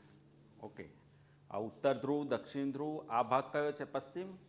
પશ્ચિમ ભાગ ક્યાં આવશે? પૂર્વ બાજુ. કઈ બાજુ? ક્લિયર ને? હા, આમ ફરશે પૃથ્વી, રાઈટ? ક્લિયર? સારું, ચાલો. આ ગતિને આપણે શું કહીએ? ધરીભ્રમણ ગતિ. ક્લિયર? ઓકે, સારું, ચાલો. નંબર 2, બીજી વાત કરીએ. આ પોઈન્ટ છે, રાઈટ? આ પોઈન્ટ અહીંયા, આ ફરીને પાછું આવ્યું. ક્યાં આવી ગયું? અહીંયા. એટલે એક ધરીભ્રમણ પૂરું થયું કહેવાય. તો પૃથ્વીને પોતાની ધરી પર એક ભ્રમણ પૂરું કરતા કેટલો સમય લાગે છે? હા, તો આપણે એક્ઝેક્ટ કહીએ. શું કહીએ? એક્ઝેક્ટ. હા, 23 કલાક 56 મિનિટ અને 4 સેકન્ડ. કેટલો સમય લાગે છે? હા, લખી નાખો. પૃથ્વીને પોતાની ધરી પર એક ભ્રમણ પૂરું કરતા કેટલો સમય લાગે છે? 23 કલાક 56 મિનિટ 4 સેકન્ડનો સમય લાગે છે. ક્લિયર ને? આ સમય જે છે એને શું કહેવાય? આટલો સમય જે છે એને શું કહેવાય? દિવસના ઘણા પ્રકાર છે ભાઈ. કયો દિવસ? કયો દિવસ કહેવાય? એક સાઇડિરિયલ ડે, નક્ષત્ર દિવસ. શું કહેવાય? આ સમયને શું કહેવાય? એક નક્ષત્ર દિવસ. સાઇડિરિયલ. શું કહેવાય? સાઇડિરિયલ ડે. શું કહીએ? નક્ષત્ર દિવસ કહેવાય એને, બરાબર ને? સારું, ચાલો. આપણો દિવસ કેટલા સમયનો છે? આપણે જીવીએ છીએ, આપણો દિવસ છે 24 કલાક પૂરા છે ને? એક્ઝેક્ટ. આ સમયને શું કહેવાય? આપણે જીવીએ છીએ તો આ સમય પ્રમાણે. કયા સમય પ્રમાણે? આ સમય પ્રમાણે જીવીએ છીએ કે આ સમય પ્રમાણે? હા, આ સમય ને. આપણો દિવસ એક્ઝેક્ટ કેટલા સમયનો છે? 24 કલાકનો. તો આ 24 કલાકનો જે સમય છે, એક દિવસ, આ દિવસ કયો કહેવાય? એને કહેવાય સોલર ડે. શું કહેવાય? સૌર દિવસ. કયો છે? આ સમય શું કહેવાય? 1 સોલર ડે, એક સૌર દિવસ. શું કહેવાય? હવે પ્રોબ્લેમ થયો કે આ દિવસ અને આ દિવસ શું ભેદ છે ભાઈ? બરાબર. આ સમય પ્રમાણે કેમ નથી જીવતા અને આ સમય પ્રમાણે કેમ જીવીએ છીએ? ખરેખર આપણો દિવસ કયો હોવો જોઈએ? આ હોવો જોઈએ ને. કયો? આ સમય પ્રમાણે આપણે જીવવું જોઈએ, પણ આ સમય પ્રમાણે કેમ જીવીએ છીએ? શું ભેદ છે? બંને દિવસ, બંને કોન્સેપ્ટ છે ને દિવસના, નક્ષત્ર દિવસ, સૌર દિવસ, એમની વચ્ચે શું ભેદ? બરાબર. તો જો આ બંને દિવસના બે કોન્સેપ્ટ આવવાનું કારણ શું છે? પૃથ્વી માટે સૂર્ય કંઈક વિશેષ છે કે નહીં? બરાબર ને. એવું કહેવાય છે કે બ્રહ્માંડમાં 1022 તારાઓ છે. કેટલા? બ્રહ્માંડમાં કેટલા તારાઓ છે? 1022 તારાઓ છે. કેટલા તારાઓ છે? 1022 મીન્સ એકની પાછળ કેટલા મીંડા? 22 મીંડા. ઘરે મૂકજો અને પછી એને ગણજો કે આ કેટલા થાય. બરાબર. એકમ, દશક, સો, ક્યાં સુધી ગણી શકો છો. ક્લિયર? આ તારામાંથી એક તારો કોણ છે? આમાંથી એક છે સૂર્ય. બરાબર ને. ક્લિયર? પણ આ સૂર્ય પૃથ્વી માટે કંઈક વિશેષ છે. કઈ રીતે વિશેષ? કઈ રીતે વિશેષ છે પૃથ્વી માટે આપણો આ સૂર્ય? ઉર્જાનો સ્ત્રોત જ છે, એટલું જ ખાલી. હમણાં હું બોલેલો કે પૃથ્વી માટે આ ભગવાન છે. શું છે? કઈ રીતે કહ્યું? આપણે મંદિરમાં જઈએ તો ભગવાનની શું કરીએ? પરિક્રમા કરીએ ને. હા, તો પૃથ્વી આટલા બધા તારાઓમાંથી એક જ તારાની પરિક્રમા કરે છે ને એ કોણ છે? બરાબર ને. તો સૂર્ય માટે કંઈક પૃથ્વી વિશેષ ના થઈ? અથવા સોરી, પૃથ્વી માટે સૂર્ય વિશેષ છે ને. હા, ક્લિયર. હા, પરિક્રમા કરી. બીજા કોઈ તારાની કરે છે પરિક્રમા? નહીં ને. હા, નથી કરતી. તો જો આપણે સૂર્ય સિવાયનો કોઈ પણ તારો લઈ લઈએ, કોની વાત કરીએ? સૂર્ય સિવાયનો આ 1022 માંથી સૂર્યને બાદ કરી દઈએ. બરાબર ને. એ સિવાયના જે કોઈ તારાઓ છે એ તારાની સાપેક્ષ, કોની સાપેક્ષ? એ તારાની સાપેક્ષ, એને રેફરન્સ તરીકે લઈ લઈએ. માની લો કે આ ધ્રુવનો તારો છે. કયો છે? કયો તારો છે? ધ્રુવ. બરાબર. ધ્રુવના તારાની સાપેક્ષ આપણે ગણીએ આ પૃથ્વી છે. કોણ છે? બરાબર ને. આને રેફરન્સ તરીકે લઈને કોનો સમય ગણીએ આપણે? પૃથ્વીનો કયો સમય ગણીએ? ધરીભ્રમણનો સમય. મીન્સ આ પોઈન્ટ અત્યારે એક્ઝેક્ટ આપણે અહીંયા છીએ, રાઈટ? આમ ફરીને પાછા ક્યાં આવીએ? અહીંયા. કેટલો સમય લાગે? 23 કલાક 56 મિનિટ 4 સેકન્ડ. બરાબર ને. કેટલો લાગે? 23 કલાક 56 મિનિટ 4 સેકન્ડ. કેટલો સમય લાગે? બરાબર. તો આજે નક્ષત્ર દિવસનો સમય ગણવા માટે આપણે સૂર્યને ધ્યાનમાં લીધો. સૂર્ય સિવાયના કોઈ પણ તારાની સાપેક્ષ પૃથ્વીનો ધરીભ્રમણનો સમય ગણવામાં આવે તો કેટલો થાય? 23 કલાક 56 મિનિટ 4 સેકન્ડ થાય. આ સમયને શું કહેવાય? નક્ષત્ર દિવસ કહેવાય. ક્લિયર? આ સમય પ્રમાણે આપણે જીવતા નથી, કેમ કે આપણે તો સૌરમંડળનો હિસ્સો છીએ. તો કોને ધ્યાનમાં લેવો પડે? બરાબર ને. તો હવે ધ્યાનમાં લઈએ આપણે. કોને લઈએ? સૂર્ય. બરાબર. આ થઈ ગયો કોણ છે? સૂર્ય. બરાબર ને. પૃથ્વી અહીંયા છે. ક્યાં છે? અહીંયા. પણ પૃથ્વી અહીંયા ને અહીંયા નથી રહેવાની. પૃથ્વી એનું સ્થાન શું કરશે? બદલશે. બરાબર ને. અહીંથી ક્યાં જશે? આમ ફરીને અહીંયા આવશે ને. ક્લિયર? કેમ કે બીજા તારાની સાપેક્ષ, આ ધ્રુવના તારાની સાપેક્ષ પૃથ્વી પોતાનું સ્થાન નહીં બદલે, પણ કોના સાપેક્ષ? સૂર્યની સાપેક્ષ પૃથ્વી પોતાનું સ્થાન સતત બદલતી રહી છે. સમજાઈ ગયું કે નહીં? એના કારણે શું થાય? માની લો કે આપણે અત્યારે એક્ઝેક્ટ સૂર્ય સામે છીએ. ક્યાં છીએ? રાઈટ. હવે અહીંથી આપણે ધરીભ્રમણ કરવાના, કેમ કે પૃથ્વી કરશે એટલે આપણે કરવાના ને. આમ હવે અહીંથી પૃથ્વી પાછી જેમ ધરીભ્રમણ શરૂ થાય એમ પૃથ્વી અહીંથી આમ ગતિ કરશે. માની લો કે 24 કલાક પછી પૃથ્વીની આ પોઝિશન થવાની છે. બરાબર ને. ક્લિયર? પણ આપણે વિચાર કરીએ કે 23 કલાક 56 મિનિટ 4 સેકન્ડ પછી આપણે ક્યાં હોઈશું? તો આપણે આવીશું અહીંયા. ક્યાં આવીશું? અહીંયા. બરાબર. પણ સૂર્યની એક્ઝેક્ટ સામે કયો પોઈન્ટ આવશે? આ પોઈન્ટ. કયું આવશે? સૂર્યની એક્ઝેક્ટ સામે કયું પોઈન્ટ હશે? આ. બરાબર ને. ક્લિયર? જો અહીંયા આપણે સૂર્યની એક્ઝેક્ટ સામે હતા ત્યારે 12 વાગેલા. કેટલા હતા? બરાબર. અને પછી 23 કલાક 56 મિનિટ અને 4 સેકન્ડે આપણે ક્યાં પહોંચ્યા? અહીંયા પહોંચ્યા. ક્યાં પહોંચ્યા? થોડું ઓછું રહી ગયું. સૂર્યની એક્ઝેક્ટ સામે આવતા શું થયું? થોડું ઓછું રહી ગયું. કેટલી? 4 મિનિટ જેટલું. કેટલો? 4 મિનિટ પછી એક્ઝેક્ટ આપણે અહીંયા પહોંચી જઈએ ને ત્યારે કેટલા વાગે? 12. કેટલા વાગે? સમજાઈ ગયું કે નહીં? અને એટલે આપણો દિવસ કેટલા સમયનો છે ભાઈ? 24 કલાક. ક્લિયર? સમજાઈ ગયું? હા. તો આપણે જીવીએ છે કયા દિવસ પ્રમાણે? સૌર દિવસ પ્રમાણે, નહીં કે નક્ષત્ર દિવસ. નક્ષત્ર દિવસ કોના આધારે ગણેલો છે? હા, ધ્રુવ અથવા તો કોઈ બી એની, ખાલી એકલો ધ્રુવ નહીં. હા, આ 1022 માંથી સૂર્ય બાદ કરી દો એ સિવાયનો કોઈ પણ લઈ લો, બરાબર ને, પ્રોક્સિમા સેન્ટોરી લઈ લો, બરાબર ને, અથવા સપ્તર્ષિના 7 તારામાંથી કોઈ બી લઈ લો, સમજાઈ ગયો. પણ એ બધાની સાપેક્ષ જો તમે સમય ગણશો કોનો, પૃથ્વીનો ધરીભ્રમણનો સમય, તો ઓલવેઝ કેટલો થશે? 23 કલાક 56 મિનિટ 4 સેકન્ડ. ક્લિયર? પણ સૂર્યને પિક્ચરમાં લાવશો તો શું થશે? 12 થી 12 કેટલા? આ પોઈન્ટ એક્ઝેક્ટ સામે છીએ સૂર્યની, તો બપોરના 12 થયા છે. પાછા ફરીને આવશો તો આ પોઈન્ટે આવશો. ક્યાં? એક્ઝેક્ટ કોની સામે? સૂર્ય સામે. 12 થી 12 જ થશે. કેટલા થશે? ક્લિયર? સારું, ચાલો હવે આપણે વાત કરીએ. શેની વાત કરીએ? સ્પીડ ઓફ રોટેશન, ધરીભ્રમણની ઝડપ. બરાબર ને? શેની વાત કરીએ? લખો next. Speed of rotation. Clear? સારું, જુઓ અહીંયા જુઓ, રોટેશનની સ્પીડ ઉપર આપણે આવીએ. સારું, ચાલો, પૃથ્વી ગોળો છે, બરાબર ને, આ ગોળો છે આખો, આપણે વચ્ચે છીએ. ક્યાં છીએ? વિષુવવૃત્ત ઉપર. વિષુવવૃત્ત ઉપર અહીંયા છીએ. આમ ફરીને હું અહીંયા આવું પાછો, કેટલો સમય થાય? 24 કલાક થાય ને. કેટલો થાય? તો 24 કલાકમાં મેં કેટલું અંતર કાપ્યું? અહીંથી અહીંયા વૃત્ત ઉપર ફર્યો, બરાબર ને. કેટલું અંતર કાપ્યું? વિષુવવૃત્ત જેટલું, રાઈટ. હું છું અહીંયા 60 ડિગ્રી અક્ષાંશ ઉપર. ક્યાં છું? હવે આ ભાગ તો કેવો છે? નાનો થઈ ગયો. વિષુવવૃત્ત કરતાં કેવો થઈ ગયો? નાનો. હવે અહીંયા હું ફરું એક ચક્કર, તો મારે કેટલું ફરવાનું થાય? આટલું જ. 24 કલાક થયા. 24 કલાકમાં હું કેટલું અંતર કાપીશ? આટલું, એવું જ ને. ચાલો એનાથી ઉપર જાઉં, અહીંયા ગયો, રાઈટ. એ સર્કલ કેવું થઈ ગયું? નાનું. પણ આટલું અંતર કાપતાય કેટલો સમય લાગે? 24 કલાક. ચાલો હજી ઉપર ગયો, ઉત્તર ધ્રુવે પહોંચી ગયો. ઉત્તર ધ્રુવે તો મારે શું કરવાનું છે? ઉત્તર ધ્રુવ પર હું હોય તો 24 કલાકમાં હું શું કરીશ? શું કરી લો. અને અહીંયા જ હું શું કર્યો? મારા સ્થાન ઉપર જ મેં શું કર્યું? ધરીભ્રમણ કરી દીધું. તો મેં મારા સ્થાન ઉપર જ ધરીભ્રમણ કર્યું, રાઈટ. મેં અંતર કાપ્યું ક્યારે કહેવાય? હું મારા સ્થાનને છોડીને ક્યાંક આગો ખસું તો મેં અંતર કાપ્યું કહેવાય ને. આ 1 મીટર ખસ્યો હું. કેટલું? ધ્રુવ ખસે છે? નહીં. ત્યાંનું ત્યાં જ શું કરે છે? ત્યાં સ્થિર છે. પોતાના સ્થાન ઉપર જ શું કર્યું એણે? હા, ધરીભ્રમણ કરી લીધું. સ્થાનને છોડ્યું નહીં. તો ત્યાં અંતર એણે કેટલું કાપ્યું? 24 કલાકમાં 0 કાપ્યું ને. સૌથી વધુ અંતર કોણ કાપશે? મધ્ય ભાગ, બરાબર ને. વિષુવવૃત્ત. વિષુવવૃત્તની લંબાઈ કેટલી છે? 40,075 કિલોમીટર. કેટલી? બરાબર ને. જો વિષુવવૃત્ત ઉપર હોઈએ તો 24 કલાકમાં આપણે કેટલું અંતર કાપીએ? 40,075 કિલોમીટર. કેટલું? બરાબર ને. તો જો વિષુવવૃત્ત ઉપર આપણી ઝડપ કેટલી થાય? વિષુવવૃત્ત ઉપર ઝડપ કેટલી થાય? તો ઝડપ શોધવાનું સૂત્ર તમે જાણતા જશો. ઝડપ એટલે શું થાય? કાપેલું અંતર અને એક અંતર કાપવા માટે લાગતો સમય. તો અંતર કેટલું કાપ્યું આપણે? 40,075 કિલોમીટર. અને આ કેટલા કલાકમાં? તો 24 કલાકમાં. બરાબર ને. હા, તો ભાગો તો 40,075 ભાગ્યા 24 કરો. કેટલા આવ્યા? કેલ્શિયમ કરી નાખો મોબાઈલની. કેટલું થશે? હા, આ એટલા માટે કરાવું છું, મને તો યાદ છે. હા, પણ તમે આવું ગણો ને એટલે તમને એમ કે હા ભાઈ આવી રીતે આવ્યું. સમજાયું? હા.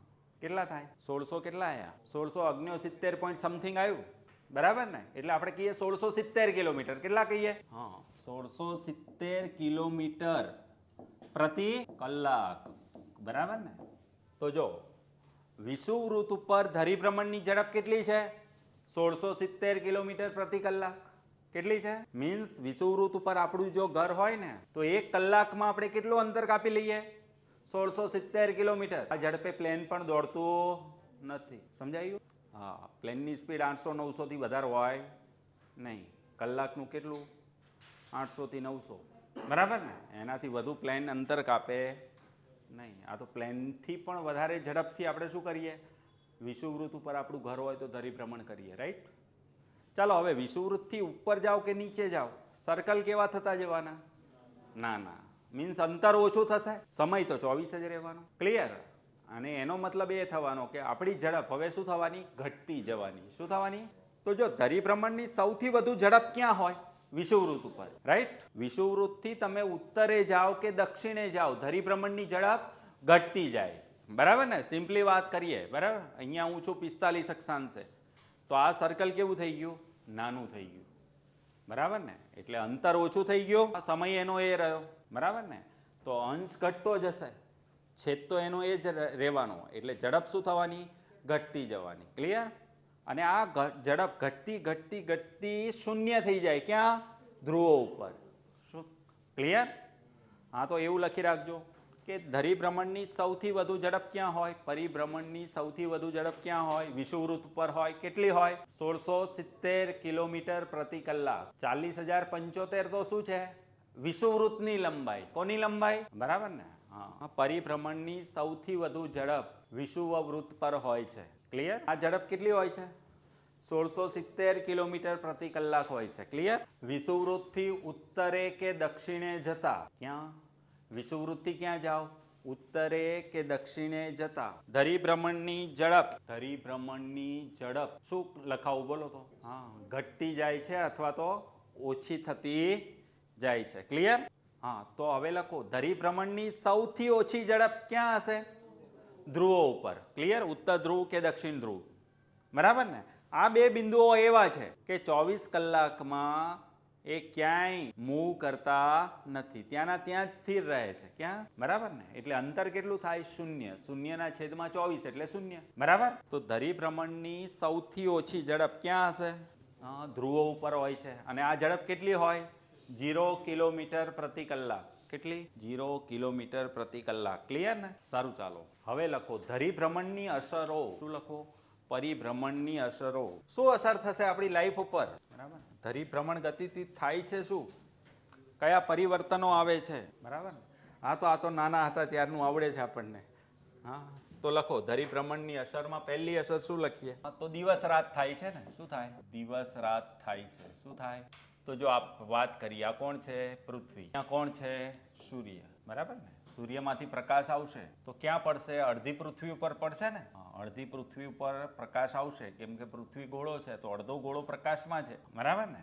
અડધા ગોળા ઉપર સતત સૂર્યનો પ્રકાશ આવતો રહે. તો જો આ સૂર્ય છે, સૂર્યમાંથી પ્રકાશ આવ્યો પૃથ્વીના અડધા ભાગ ઉપર પડે છે. એ ભાગ ઉપર પ્રકાશ પડે છે ત્યાં શું હશે? દિવસ. બરાબર? અને જે ભાગ સૂર્યથી વિરુદ્ધ દિશામાં છે, બરાબર ને, ત્યાં શું હશે? અંધારું. એટલે ત્યાં શું હશે? રાત. ક્લિયર? ઓકે. હા, પણ પૃથ્વી સ્થિર તો નથી. બરાબર ને? જે ભાગ ક્યાં છે? અંધારામાં. એ ક્યાં આવશે? પ્રકાશમાં. પ્રકાશવાળો ભાગ ક્યાં જશે? અંધારામાં. બરાબર ને? એટલે સતત આ ધરીભ્રમણ ગતિના કારણે શું થશે? અંધારાવાળો ભાગ છે ત્યાં શું આવશે? પ્રકાશ. એટલે દિવસ થશે. પ્રકાશવાળો ભાગ ક્યાં જશે? અંધારામાં. એટલે ત્યાં શું થશે? રાત. તો સતત આ રાત દિવસ થયા કરે છે. એનું કારણ શું છે? કઈ ગતિ? બરાબર ને? સારું, ચાલો નંબર 2 બીજી વાત કરીએ. બીજું શું અનુભવાય છે તમને? રાત દિવસ તો થાય છે, બીજું કંઈ થાય? આબોહવા ચલો ને કહી દઈએ. ચલો બદલાઈ ગઈ કેમ કે થોડો ઘણો એનો રોલ છે. બરાબર ને? હા, ચાલો માન્યું. બીજું કંઈ? ભરતી આવશે. એક ભરતી આવશે. કોના કારણે આવશે?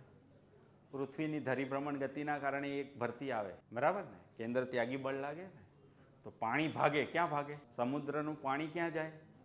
હા, પૃથ્વીના કેન્દ્રથી દૂર જાય. એટલે લેવલ શું થાય? વધે. હા, એક ભરતી આવે. કોના કારણે આવે? પણ આપણે નાના હતા ત્યારનું નિત્ય સત્ય વિધાન ભણતા હતા ને. એક sun rises in the east, sunset in the west. તો લખી નાખો સૂર્યોદય ક્યાં થાય છે ભાઈ? મારે એ જોતું હતું વાક્ય. કયું? હા, કેમ કે આને પછી એ જ લખાય ને. હા, તો સૂર્યોદય ક્યાં થાય? સૂર્યોદય પૂર્વમાં થાય છે. બરાબર ને? અને સૂર્યાસ્ત ક્યાં થાય છે? પશ્ચિમમાં. એનું કારણ શું છે? ધરીભ્રમણ ગતિ જ છે. જો સમજાવી દઉં તમને. અહીંયા ભારત છે. ક્યાં છે? આ ભારત. રાઈટ ને? હવે ભારતને હું આ રીતે કહું. બરાબર ને? આ ભારત. આ અરુણાચલ પ્રદેશ. આ કોણ છે? ગુજરાત. ક્લિયર? આ કોણ છે? અરુણાચલ. આ ગુજરાત. રાઈટ? ઓકે. સૂર્ય આ બાજુ છે. બરાબર? અને આ પૃથ્વીનો ગોળા ઉપર સૂર્યની વિરુદ્ધ બાજુ કોણ છે? ભારત. તો ભારતમાં શું હશે? રાત છે. ભારતમાં રાત છે. રાઈટ? પણ હવે પૃથ્વી ફરશે. રાઈટ ને? ફરતી ફરતી ફરતી આ કેન્દ્રની સામે આવી. આ રીતે કોણ આવ્યું? અરુણાચલ પ્રદેશ. આ મારું અંગૂઠો એટલે શું છે? કેન્દ્ર. કેન્દ્ર પૃથ્વીનું કેન્દ્ર છે. રાઈટ? હા, જો આમ આ કેન્દ્ર છે, આ ભારત છે. ક્લિયર? અને ભારતમાં અત્યારે શું છે? તો સૂર્ય આ બાજુ હોય તો રાત છે. હવે કેન્દ્રથી પૃથ્વી આમ ફરી. બરાબર? અથવા ધરીભ્રમણ ચાલુ કર્યું. આ પોઝિશનમાં આવી. કઈ? બરાબર ને? આ પોઝિશનમાં આવશે એટલે સૂર્યના ત્રાંસા કિરણ પહેલા ક્યાં પડે? અરુણાચલ પ્રદેશ ઉપર. રાઈટ? તો અરુણાચલ પ્રદેશમાં શું થયું? સૂર્યોદય. અરુણાચલ પ્રદેશ ભારતની કઈ બાજુ છે? પૂર્વ છે ને? બરાબર ને? હા, તો જો હવે પૂર્વમાંથી સૂર્યોદય થતો થતો આવે. જો બરાબર ને? હવે પૃથ્વી ફરશે આમ આમ. બરાબર? ફરતી જશે એમ શું થશે? એક પછી એક દરેક જગ્યાએ શું થશે? સૂર્યોદય થતો આવશે. ક્લિયર? તો સૂર્યોદય ક્યાંથી થતો આવે છે? પૂર્વમાં. ક્લિયર? હા, તો સૂર્યોદય થવાનું પૂર્વમાં થવાનું કારણ શું છે? પૃથ્વીની ધરીભ્રમણ ગતિ પશ્ચિમથી પૂર્વની છે એટલે સમજાઈ ગયું કે નહીં? ઓકે, સારું, ચાલો નંબર 2. 3. પૃથ્વીનો જે આકાર બન્યો છે કોના કારણે બન્યો? પૃથ્વીનો આકાર શરૂઆતમાં ભણ્યા ને આપણે, કોના કારણે? ધરીભ્રમણ ગતિના કારણે કેન્દ્ર ત્યાગી બળ વધી ગયું ને વચ્ચેના ભાગમાં, એટલે ને. હા, તો ત્રીજું આપણે કહીએ પૃથ્વીનો આકાર શું? બરાબર, જીઓઇડ કહીએ છીએ અથવા તો ઓબ્લેટ સ્ફિરોઇડ છે, બરાબર ને. તો એની પાછળ જવાબદાર કોણ છે? પૃથ્વીની ધરીભ્રમણ ગતિ. સારું, ચાલો બીજું કંઈ? ધરીભ્રમણ ગતિની આટલી જ અસરો. નંબર 4, બરાબર ને. આ દિશાઓ ક્યાંથી આવી?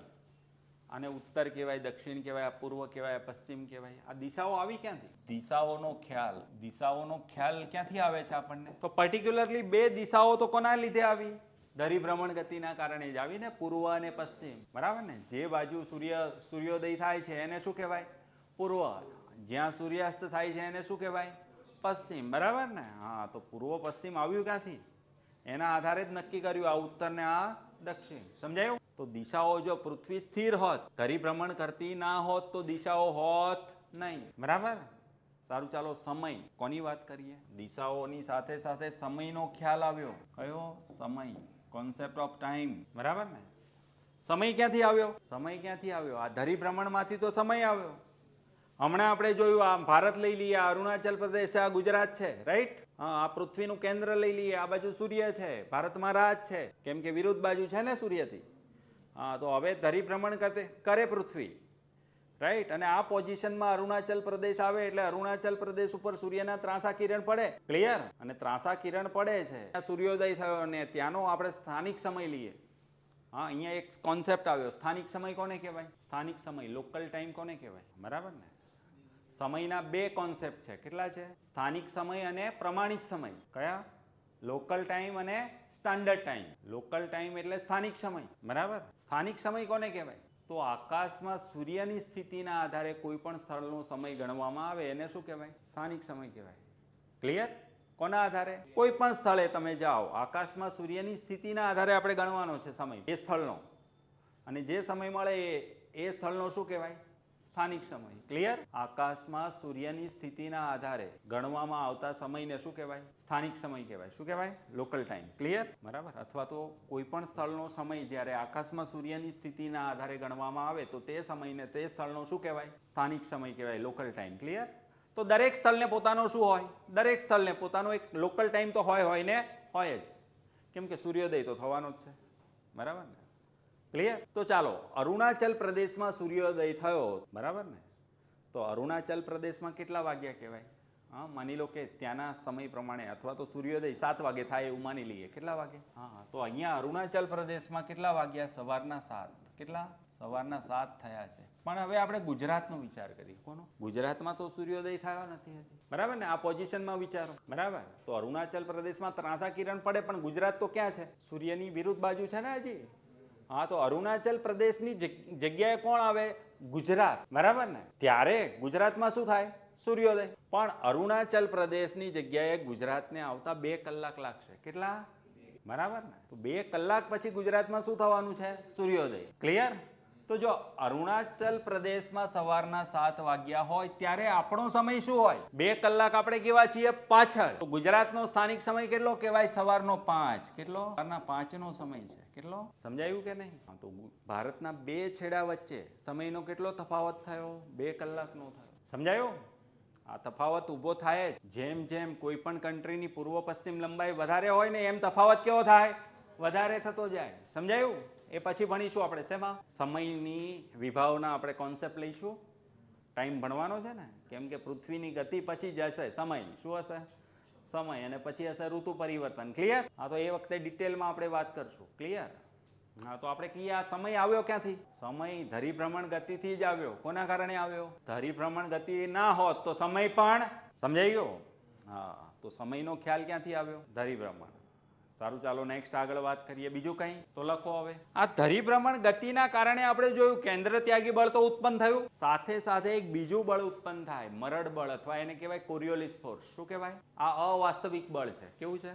અવાસ્તવિક બળ. અને આ મરડ બળના કારણે શું થાય? પવનની દિશા બદલાઈ જાય. શું થઈ જાય? હા, પવન આમ સીધો જતો હોય ને તો વળી જાય. શું થઈ જાય?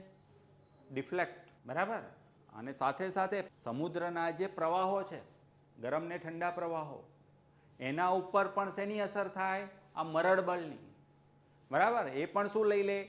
હા, રાઈટ કે લેફ્ટ શું લઈ લે? ટર્ન લઈ લે. સમજાઈ ગયો? તો આપણે લખીએ કે પવન અને સમુદ્રના પ્રવાહોની દિશા બદલાય છે. શું થાય છે? પ્રવાહો, પવન અને સમુદ્રના પ્રવાહોની દિશા બદલાઈ જાય છે. શું થાય છે? દિશા બદલાઈ જાય છે.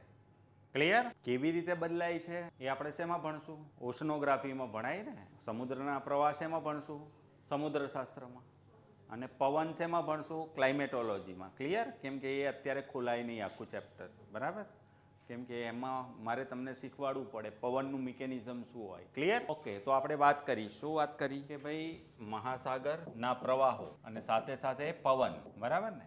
આ બંનેની દિશા શું થઈ જાય? બદલાઈ જાય. બરાબર? ડાયરેક્શન આખી ચેન્જ થઈ જાય. ઉત્તરમાં જતા હોય ને ક્યાં જવા માંડે? ઉત્તર પૂર્વમાં જતા રહે અથવા તો ઉત્તર પશ્ચિમમાં જતા રહે. સમજાઈ ગયો? હા, ઓકે. તો દિશા બદલાય. સાથે સાથે આપણે લખી નાખીએ. શું લખીએ?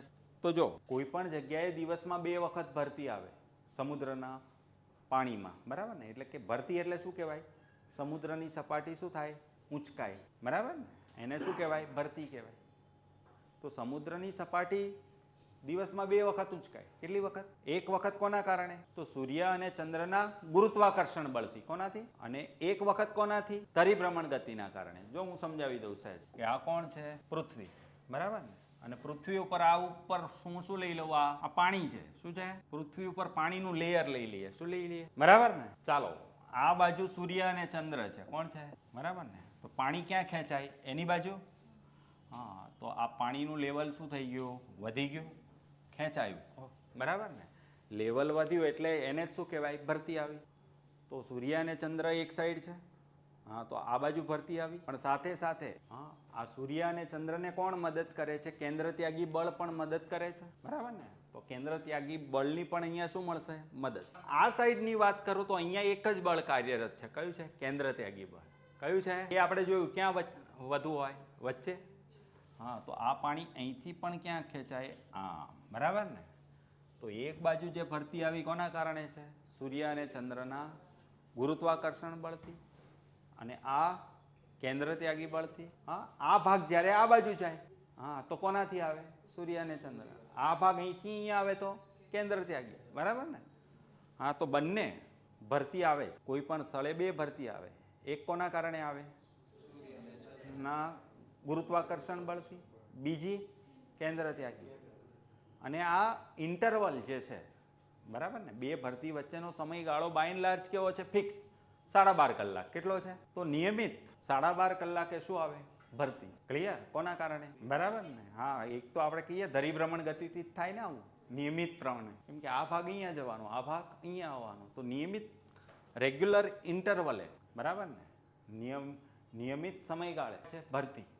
એનું કારણ શું છે? ધરીભ્રમણ ગતિ. તો લખી નાખો. અથવા તો એવું કહીએ કે ભાઈ એક ભરતી તો કોના કારણે આવે છે? એક ચંદ્રની. અને બીજી કોના કારણે?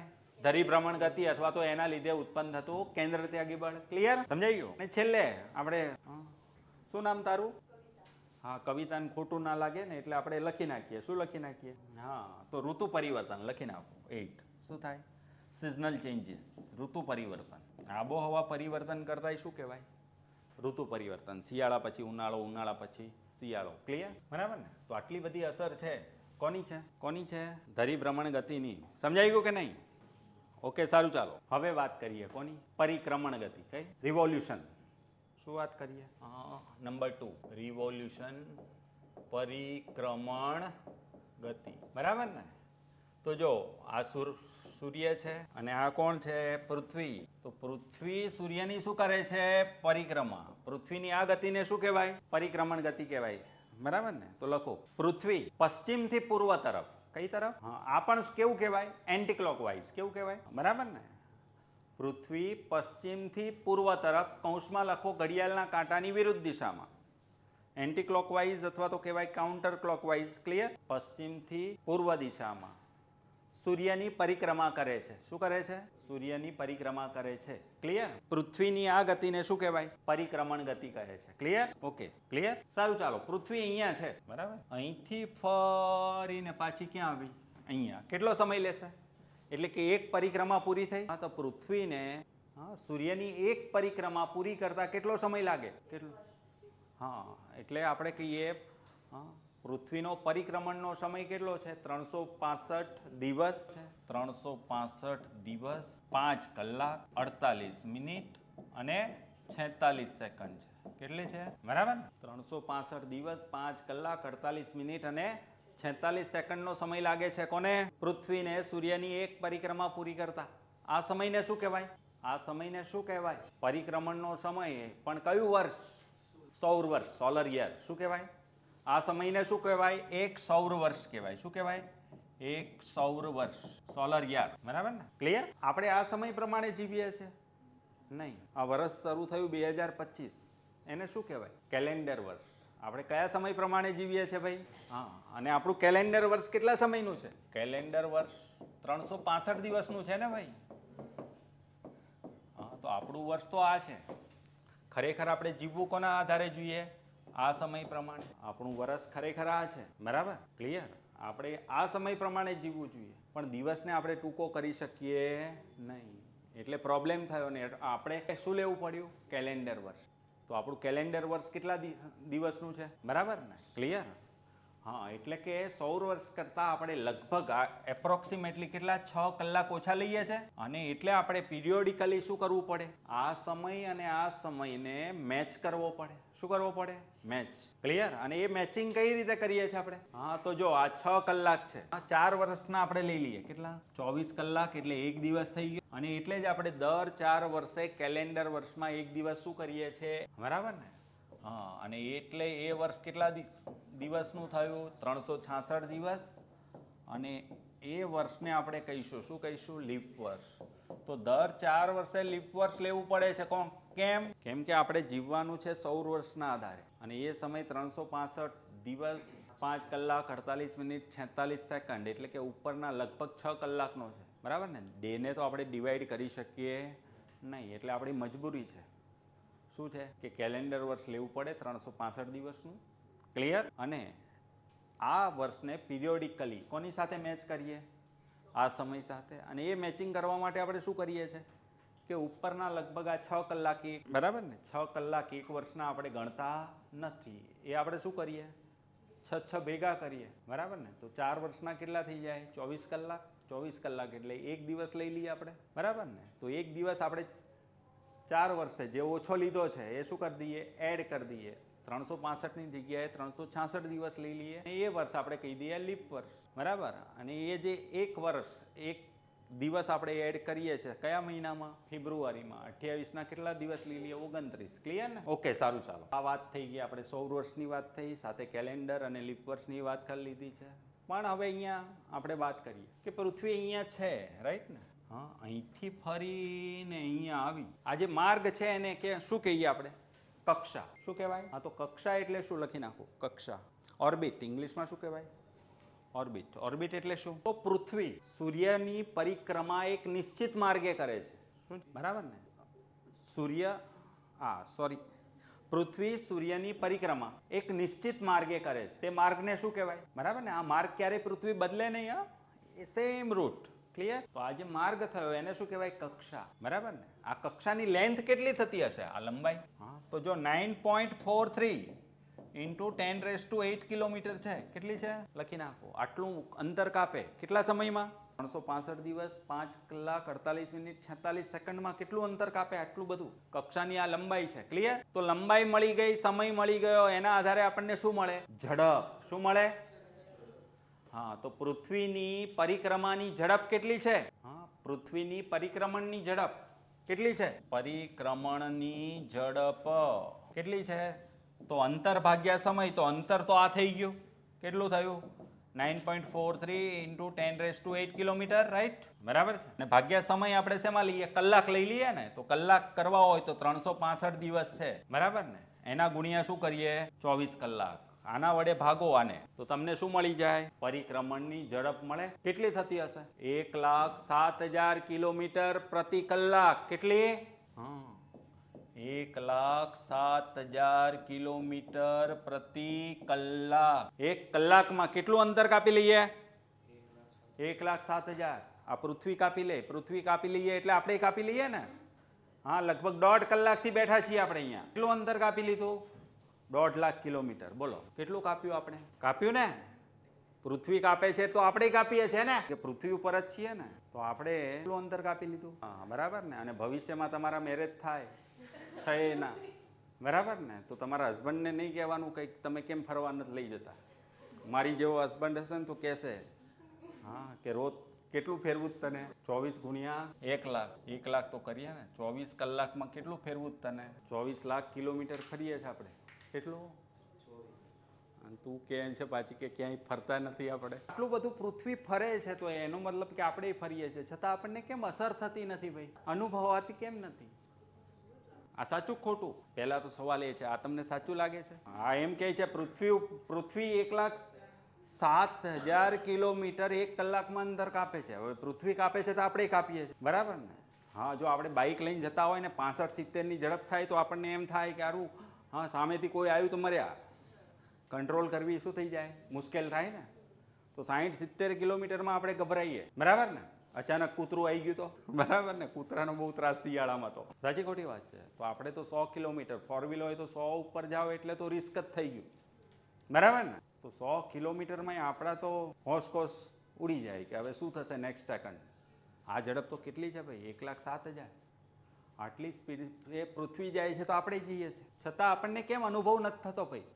ગુરુત્વાકર્ષણ તો ઠીક છે. હવે આ એક પ્લેન હોય તો, આ પ્લેન છે, આ ક્લાસરૂમ શું છે, બરાબર ને? આ પ્લેનમાં બેઠા છીએ આપણે. પ્લેનમાં બેઠા હોઈએ તો બધું આપણને અંદરનું તો સ્થિર જ લાગે કે નહીં? હું સ્થિર છું, તમે સ્થિર છો. હું ગતિ કરતો ક્યારે લાગુ? તો તમારી સાપેક્ષ મારું સ્થાન બદલું તો જ ને. બાકી બધું શું લાગે? સ્થિર છે.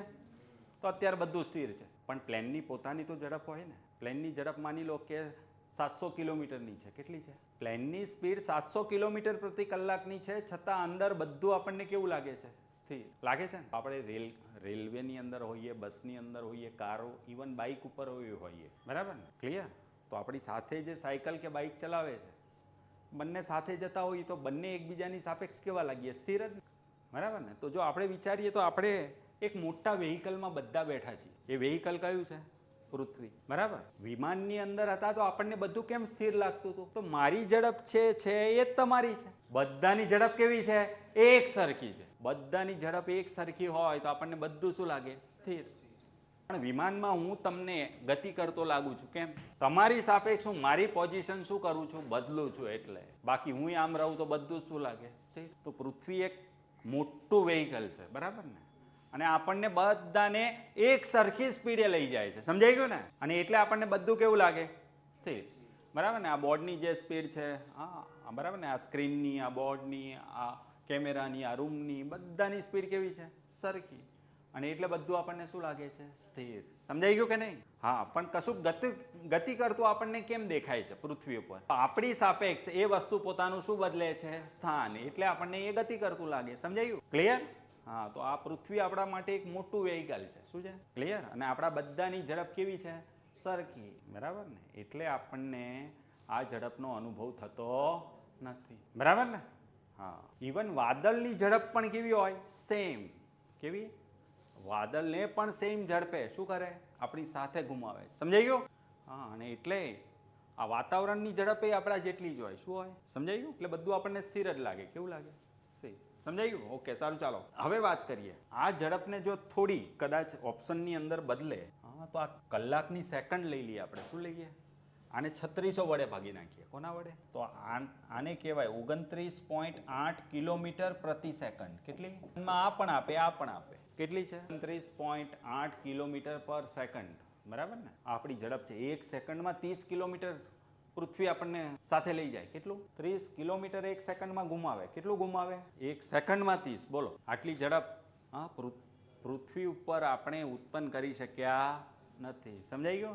હા, સારું. ચાલો, આ ઝડપની વાત થઈ ગઈ, પણ હવે આવીએ નેક્સ્ટ. આ કક્ષા કેવી છે ભાઈ? બોલો તો. આ સૂર્ય, આ પૃથ્વી, આ કક્ષાની લંબાઈ તો જોઈએ આપણે, પણ આ કક્ષા કેવી છે? લંબગોળ છે. કેવી છે? બરાબર ને? પૃથ્વીની કક્ષા કેવી છે? લંબગોળ છે. અને લંબગોળ છે એના લીધે શું થાય છે? અને લંબગોળ છે, પણ પૃથ્વી પાછી આ લંબગોળના કેન્દ્રમાં નથી. સૂર્ય લંબગોળના કેન્દ્રમાં નથી, બરાબર ને? ક્લિયર? સૂર્ય કેવો છે? એક સાઈડ છે. કેવો છે? એક સાઈડ. તો આ જે માર્ગ છે, આ લંબગોળ માર્ગ છે, અને સૂર્ય એમાં કેન્દ્રમાં નથી. કેવો છે? સાઈડમાં છે. એના લીધે શું થાય છે? આ પૃથ્વી અને સૂર્ય વચ્ચેનું જે અંતર છે એ સતત કેવું રહે છે? બદલાતું રહે છે. બરાબર ને? એટલે કે અંતરમાં વધઘટ થાય છે. શું થાય છે? વધઘટ. તો પરીક્ષામાં તમને પ્રશ્ન આવે કે સૂર્ય અને પૃથ્વી વચ્ચેનું આ સૌથી ઓછું અંતર છે. જુઓ, કઈ તારીખે હોય?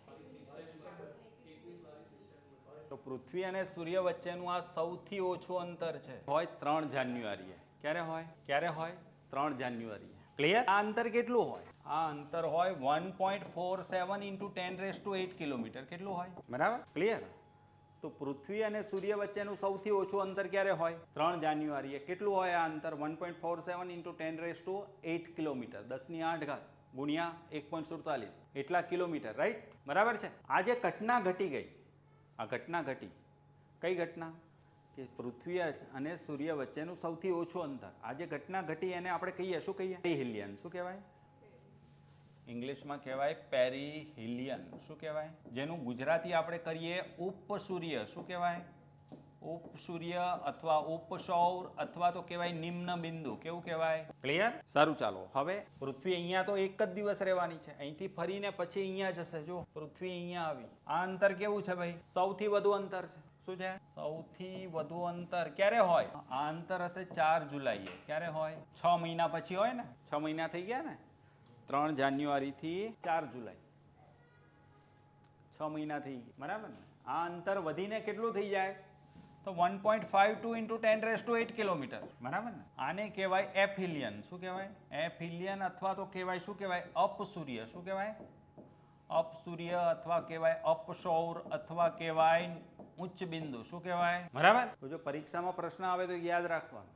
ઘણી વખત પૂછાઈ ગયો છે અને પૂછાતો રહેશે. તો સૂર્ય અને પૃથ્વી વચ્ચેનું સૌથી ઓછું અંતર ક્યારે હોય? 3 જાન્યુઆરીએ. આને શું કહેવાય? પેરિહિલિયન અથવા તો ગુજરાતી ઉપસૂર્ય, ઉપસૌર, નિમ્ન બિંદુ. ક્લિયર? 6 મહિના પછી સૂર્ય અને પૃથ્વી વચ્ચે કેવું છે? સૌથી વધુ અંતર છે. ડિસ્ટન્સ વધી ગયું, મેક્સિમમ છે. આ ઘટનાને શું કહેવાય? એફિલિયન. કેટલું ડિસ્ટન્સ થઈ જાય? 1.52 ઇન્ટુ 10⁸ કિલોમીટર. ક્લિયર?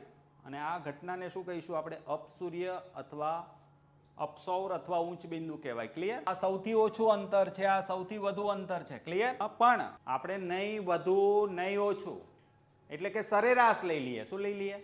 હા, તો તમને એવું પૂછવામાં આવે કે પૃથ્વી અને સૂર્ય વચ્ચેનું સરેરાશ અંતર કેટલું હોય? તો ના લેવાય 47, ના લેવાય 52. કેટલું લઈ લઉં? 50 વચ્ચે લઈ લઉં ને? હા, તો આપણે કહીએ પૃથ્વી અને સૂર્ય વચ્ચે, પૃથ્વી અને સૂર્ય વચ્ચેનું સરેરાશ અંતર કેટલું હોય? તો 1.50 એટલે 5ની પાછળનું મીંડું લખાય નહીં. 1.5 ગુણ્યા 10⁸ કિલોમીટર. બરાબર ને? ક્લિયર? આ જે અંતર છે, બરાબર ને? આ અંતર એટલે અવકાશમાં અંતર માપવાનો આ એકમ બની ગયો. શું બની ગયો? આ એકમને આપણે શું કહીએ છીએ? આ અંતરને કહેવાય 1 AU. શું કહેવાય? આને શું કહેવાય?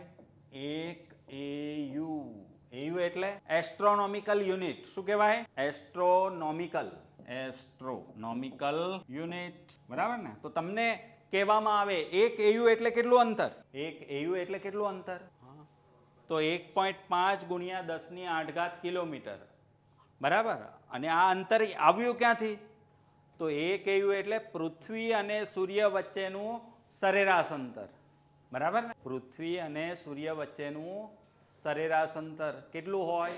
1.5 ગુણ્યા 10⁸ કિલોમીટર. આને જ, આ અંતરને જ આપણે શું બનાવ્યો? એકમ. શું નામ આપ્યું એને? એક એસ્ટ્રોનોમિકલ યુનિટ. આ એકમ કયો છે?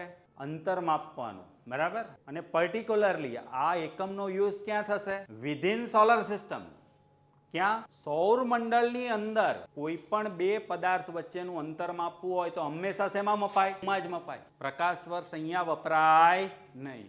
કેમ કે પ્રકાશ વર્ષ બહુ મોટો એકમ છે. કેવો છે? આ નાનો એકમ છે. કેવો છે? હા, તો આનો ઉપયોગ શું છે ભાઈ? લખી નાખો. આનો ઉપયોગ શું? સૌર મંડળની અંદર. સૌર મંડળની અંદર જેમ કે ગુરુ અને મંગળ વચ્ચેનું અંતર કેટલું? તો શેમાં મપાય? એયુમાં મપાય. યુરેનસ અને સૂર્ય વચ્ચેનું અંતર શેમાં મપાય? એયુમાં મપાય. સમજાઈ ગયું? તો સૌરમંડળની અંદર કોઈ પણ બે ખગોળીય પદાર્થ વચ્ચેનું અંતર હંમેશા શેમાં મપાય છે? એયુમાં મપાય છે. ક્લિયર ને? એયુ. સૌરમંડળની અંદર કોઈ પણ બે ખગોળીય પદાર્થો વચ્ચેનું અંતર કોઈ પણ શેમાં માપીશું આપણે? બરાબર ને? સારું, ચાલો આ એક એકમ થયો. અવકાશની અંદર બે પદાર્થો વચ્ચેનું અંતર માપવાના આપણી પાસે કુલ 3 એકમ છે. કેટલા છે? કયા કયા? એક તો એયુ, બીજો કયો છે? પ્રકાશ વર્ષ. કયું છે? Light year. અને ત્રીજો છે પાર્સેક. કયો છે? પાર્સેક. આ 3 એકમ છે. આ ત્રણેયનો ઉપયોગ શું છે? અંતર માપવાનું. પણ ક્યાં? અવકાશમાં. બરાબર. એમાંય અવકાશમાંથી સોલર સિસ્ટમમાં કોણ વપરાય? અને આ બે સૌરમંડળની બહાર. બરાબર ને? બે પદાર્થ વચ્ચેનું અંતર માપવા માટે આ બે એકમ છે. ક્લિયર? કેમ કે સૌરમંડળ તો નાનું એવું છે, તો નાનો એકમ જોઈએ. અને બ્રહ્માંડની અંદર બે ખગોળીય પદાર્થ વચ્ચેનું અંતર માપવું હોય તો પ્રકાશ વર્ષ અને પાર્સેક આપણી પાસે બે છે. બરાબર. તો પ્રકાશ વર્ષ કોને કહેવાય? એયુ એટલે શું? તો પૃથ્વી અને સૂર્ય વચ્ચેનું સરેરાશ અંતર. આ ડેફિનેશન થઈ. કોની? પ્રકાશ વર્ષની ડેફિનેશન શું છે? સૂર્યપ્રકાશે એક વર્ષમાં કાપેલું અંતર, એને શું કહેવાય? પ્રકાશ વર્ષ અથવા એક પ્રકાશ વર્ષ. તો સૂર્યપ્રકાશે એક વર્ષમાં કાપેલું અંતર. બરાબર ને? તો આ અંતર કેટલું હોય? 9.46. કેટલું? Into 10⁻12 kilometre. કેટલું વધી ગયો ને? જો કેટલી ઘાત વધી ગઈ? 4 ઘાત વધી ગઈ. 4 ઘાત વધી એટલે 4 મીંડા વધી ગયા. કેટલા? બરાબર ને? તો જો આ આંકડો ક્યાંથી આવ્યો? તો સૂર્યપ્રકાશ એક સેકન્ડમાં કેટલું અંતર કાપે ખબર? 3 લાખ કિલોમીટર. કેટલું? આનાથી વધુ કોઈ અંતર છે જ નહીં. પૃથ્વી પણ કેટલું ફરતી હતી? કલાકમાં ફરતી હતી. કેટલું? 1 કલાકમાં ફરતી હતી ને. કલાકમાં 1 લાખ કિલોમીટર કહીએ આપણે. સૂર્યપ્રકાશ એક સેકન્ડમાં 3 લાખ. આનાથી હાઈએસ્ટ સ્પીડ ક્યાંય છે? બરાબર ને? તો જો એક સેકન્ડમાં કેટલો? 3 લાખ કિલોમીટર.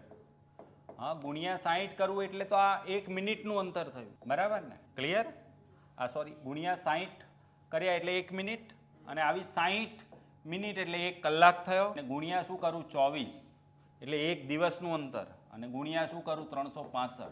આટલો ગુણાકાર કરો ને એટલે આ આવે. શું આવે? ક્લિયર? પાર્સેકની ડેફિનેશન બહુ વિચિત્ર છે, એ કંઈ આપણે સમજવાની જરૂર નથી. પણ આ એટલું યાદ રાખવાનું. પાર્સેક એટલે કેટલું અંતર? તો 3.08 ગુણ્યા 10⁻16 કિલોમીટર. કેટલી? સૌથી મોટો એકમ છે આ. કયો? પાર્સેક. 16 ઘાત આવે છે. કેટલી આવે છે? આમાં કેટલી છે? 8. અહીંયા 12. અહીંયા કેટલી છે? 16 ઘાત. સૌથી મોટો એકમ છે આ અવકાશમાં અંતર માપવાનું. બરાબર. પણ નોર્મલી સૌરમંડળમાં કોણ યુઝ થાય? એયુ. અને આ બેમાંય તે બ્રહ્માંડની અંદર આપણે માપીએ તો નોર્મલી યુઝ કોણ થાય છે? પ્રકાશ વર્ષ. ક્લિયર? Light year. થઈ ગયું છે? ઓકે, સારું, ચાલો હવે વાત કરીએ આપણે કે આ રિલેટેડ બધું તો ભણી ગયા આપણે, પણ પરિક્રમણની આપણી લાઈફ ઉપર શું અસર થશે? બરાબર ને? આપણે પરિભ્રમણની અસરો તો જોઈ ને. દિવસ રાત થાય, સૂર્યોદય પૂર્વ દિશામાં, બરાબર, સૂર્યાસ્ત પશ્ચિમમાં થાય ને, ભરતી આવે ને, પવનની દિશા બદલાય ને, બધું થાય. પણ આ જે પૃથ્વી પરિક્રમા કરે છે, કોની? સૂર્યની, એના કારણે આપણી લાઈફ ઉપર શું અસર થાય છે? તો લખો પરિક્રમણની અસરો. બરાબર ને? તો પહેલું ઋતુ પરિવર્તન થાય. બરાબર ને? શિયાળા પછી ઉનાળો આવે, ઉનાળા પછી શિયાળો આવે. બરાબર ને? એને શું કહેવાય? Seasonal changes. ક્લિયર ને?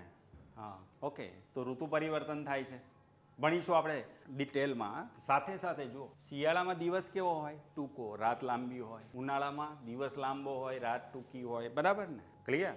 તો આવું કોના કારણે થાય છે?